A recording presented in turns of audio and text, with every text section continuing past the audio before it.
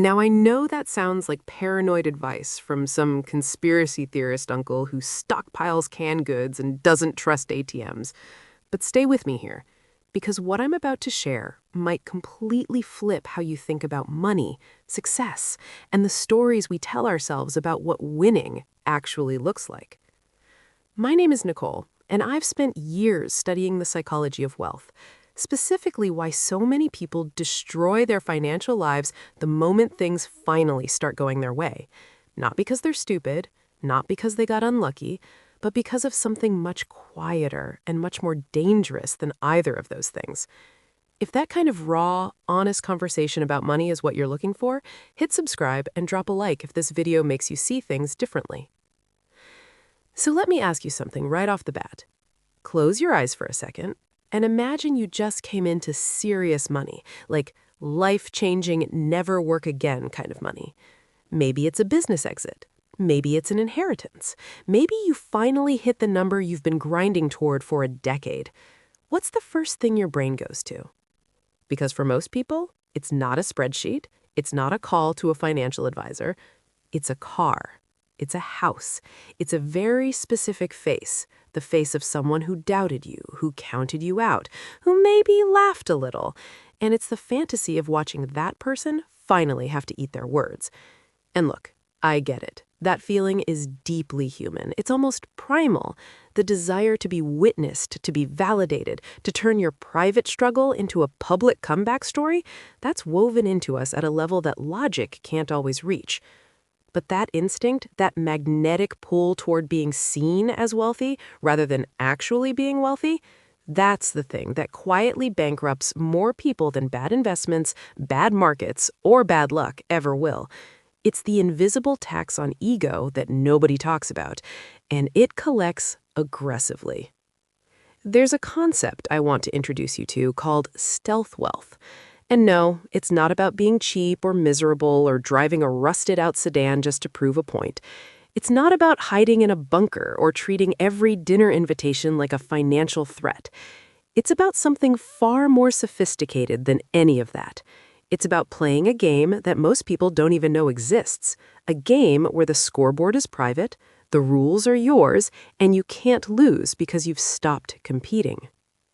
Here's what stealth wealth actually looks like in practice. There are people in your city right now, people you'd walk right past on the street without a second glance, people you might even feel a little sorry for, who are sitting on more financial security than you could imagine. They drive sensible cars, they shop at the same grocery stores as everyone else, they don't have a personal brand built around their net worth, no highlight reel, no flex posts, no carefully curated lifestyle signaling to strangers that they've made it.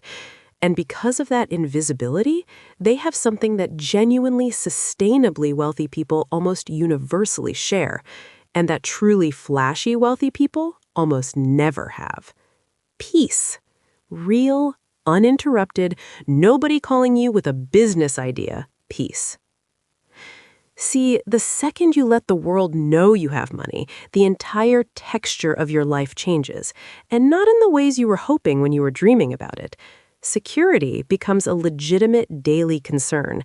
Scammers start finding you in ways that feel almost supernatural. People who haven't called in years suddenly remember your birthday, your kids' names, that time they did you a favor back in 2011. Every new friendship, every single one, comes loaded with a quiet asterisk in your mind. Does this person actually like me, or do they like what I represent to them? Do they see me, or do they see a resource? That is an exhausting question to carry around, and the brutal truth is, it never really goes away once it arrives. It just gets heavier.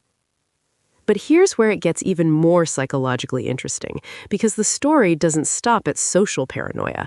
The pressure of looking wealthy creates this vicious, grinding feedback loop that can slowly hollow out your finances over years, sometimes decades, before you even fully register what's happening. You buy the luxury car, right, because you've earned it, and honestly, you have. But now the car creates a gravitational field. Now you need the wardrobe to make sense next to the car. Now the apartment you have to hold together as a coherent image next to the wardrobe. Now the restaurants you're seen at, the vacations you post about, the watch on your wrist, all of it has to form one seamless, expensive, internally consistent story. A story you're telling not to yourself, but to an audience. And here's the part that should genuinely unsettle you. You've become the unpaid, full-time producer of a show about your own life. You've stopped living and started performing. Meanwhile, and this is the part that keeps me up at night, the quietly wealthy person across town is reinvesting every dollar you're pouring into that performance. They're buying assets while you're buying aesthetics. They're compounding while you're consuming. And the gap between you doesn't close. It widens, silently, year after year, while you're busy maintaining a lifestyle that was never really yours to begin with. There's an old idea about money that I come back to constantly, one of those observations that sounds almost too simple until you really sit with it. When you're broke, you cut your own grass. When you're doing okay, you pay someone else to do it, because your time is worth more now, and outsourcing the small stuff makes sense. But when you've truly figured it out, when you've crossed over into something real and lasting, you go back to cutting your own grass. Not because you have to, not because you're performing humility for anyone watching, but because somewhere along the way you realize that the ability to spend a quiet Saturday morning outside doing something physical and simple on your own terms with nowhere to be and no one to impress, that is the reward. That's the thing you were actually working toward the whole time. Real wealth, the kind that doesn't keep you up at night, the kind that doesn't turn your relationships into transactions, the kind that doesn't require a performance to maintain. That wealth is almost entirely invisible. You can't put it on Instagram in any way that captures what it actually feels like. Nobody's going to envy it at a dinner party because they can't even see it. Think about this scenario. You walk into your 10-year high school reunion. Some guy who made your life miserable back then is holding court in the corner, loudly talking about his new car, his bonus, his everything. And you're just standing there in a regular outfit, nodding along, knowing quietly that you could write a check for his entire lifestyle and not feel it. There's a calm confidence in that moment that no amount of showing off can ever buy. That's the hidden advantage of stealth wealth. You move through the world with information nobody else has. People treat you like a normal person because, to them, you are. You get real relationships, real conversations, real feedback. You're not managing anyone's perception of you. You're just free. I know a guy who built a genuinely serious business in real estate. Every single morning, he throws on worn-out work boots, hops in a truck that's seen better days, and shows up at job sites like he's just another guy on the crew. And his crew? They love him. They joke around with him, they grab lunch together. Nobody's performing, nobody's resentful, nobody's wondering what they can get from him. Now, compare that to the guy who pulls up in something brand new and shiny, and suddenly everyone's either asking for more money or assuming they're being overcharged. Same business, completely different life. Here's where things start getting genuinely fascinating from a psychological perspective. When nobody around you knows what you have, you get to see people exactly as they are. No filters, no performance, no angling for position. You find out who's actually generous when they think you're scraping by. You discover who shows up for you without any expectation of getting something back. You learn whose friendship is real and whose is basically a transaction waiting to happen. That kind of clarity about human nature, you cannot put a price on it. The person broadcasting their wealth is constantly running that exhausting background calculation, wondering if people actually like them or just the lifestyle they represent. Meanwhile, you're over here with a clean read on everyone in your life. And that's before we even get into the purely practical advantages of flying under the radar financially. When a service provider thinks you're an average customer, you get honest pricing. The second they sense money, everything shifts. Your mechanic suddenly discovers your car needs 3 additional things. Your contractor finds problems that absolutely cannot wait. Your financial advisor starts steering you toward products that happen to pay him a much better commission. There is a whole sophisticated ecosystem designed to move money from wealthy people into other people's pockets, and the entire thing starts with identifying who has money in the first place. When you don't look like a target, you don't get treated like one. Now, let's deal with the obvious pushback here because I hear it every time. What's even the point of having money if you can't enjoy it? And look, I think that question actually reveals something important. It assumes that enjoyment requires an audience, that you can't truly experience something good unless someone else knows you're experiencing it. But think back to the last time you felt genuinely, deeply happy. Not surface level pleased, but actually content in a way that felt real. Was it because of something you owned? Or was it a conversation, a moment, a place, a person? For most people, if they're being completely honest with themselves, it was never really about the stuff. Here's the paradox that most people never get to discover. When you stop trying to signal wealth, the actual experiences of your life tend to get richer. Take travel. When you're not performing an expensive vacation for social media, you actually go on the trip.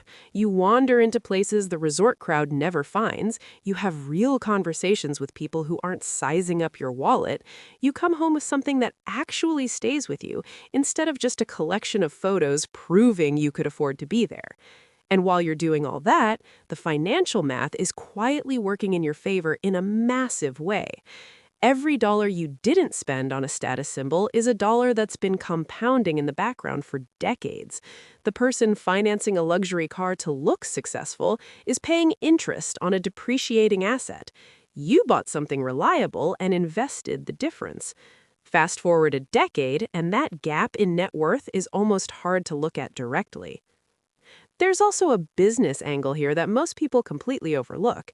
When nobody assumes you have deep pockets, you get to compete on merit. Suppliers quote you fairly, partners don't build a premium into the deal before negotiations even start, employees aren't walking in with inflated expectations before they've done a single day of work.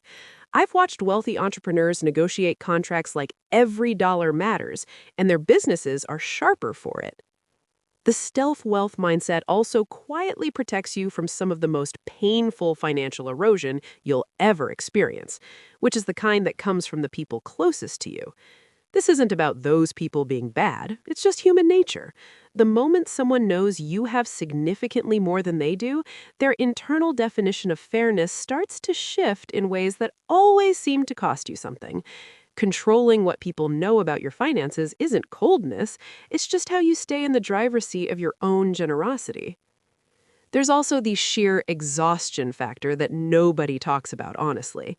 Think about celebrities who describe the pressure of being scrutinized every time they leave the house. Now imagine volunteering for that same pressure just because you want people to know you have money. You'd be signing yourself up for performance anxiety as a permanent lifestyle. And the darkest irony of the whole thing is that the people most impressed by displays of wealth are almost never the people who actually have it. Real wealth recognizes real wealth, and it rarely needs to announce itself. This is why some of the wealthiest people I've ever come across are driving their cars until the wheels physically stop turning, shopping with coupons, and choosing Costco over luxury. Not because they're forced to, because they understood something early that most people figure out too late or never. The excitement of a shiny new thing fades in about 3 months. The payment doesn't. Psychology even has a name for this: hedonic adaptation. We get used to upgrades in our lifestyle shockingly fast. The new car is extraordinary for a few weeks, and then it's just your car. But the person who bought something sensible and put the difference to work is building something that compounds quietly in the background for decades. What you end up with, if you stick to this long enough, is something I'd describe as financial confidence. Not the loud kind, the quiet kind. The kind where your car breaks down and it's an inconvenience, not a crisis. Where an unexpected bill is annoying, but not threatening. Where you can make a spontaneous decision without doing emergency math. That feeling of actual security rather than performed security touches every single area of your life. You negotiate from a different position, you take risks with a different kind of nerve, you sleep differently. And none of it requires anyone to know. So, here's the whole thing distilled down to something simple. The best version of wealth is the kind that gives you total freedom without making you a target, a performance, or a bank account with a name attached to it. Build it quietly, protect it carefully, enjoy it on your own terms. The most powerful rich is the kind nobody sees coming.